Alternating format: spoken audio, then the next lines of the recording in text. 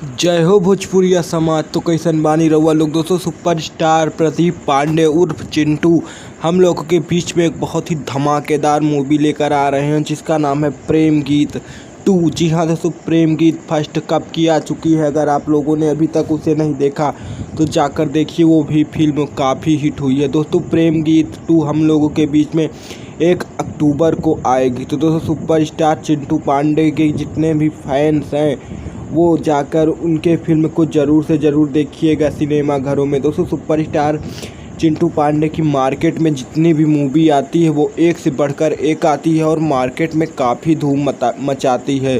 तो दोस्तों सुपर चिंटू पांडे की यह मूवी भी काफ़ी हिट होगी, क्योंकि इस फिल्म का बोल ही बता रहा है। प्रेम गीत फर्स्ट भी काफ़ी वायरल हुई थी। तो दोस्तों सुपरस्टार चिंटू पांडे और भोजपुरी के जितने फैंस हैं हमारे इस छोटे से चैनल को सब्सक्राइब कर लें, क्योंकि हम अपने इस चैनल पर इसी तरह की सबसे पहले ट्रेंडिंग न्यूज आपको देते हैं। मिलते हैं नेक्स्ट वीडियो में, तब तक के लिए जय हिंद, जय भारत, जय भोजपुरी समाज।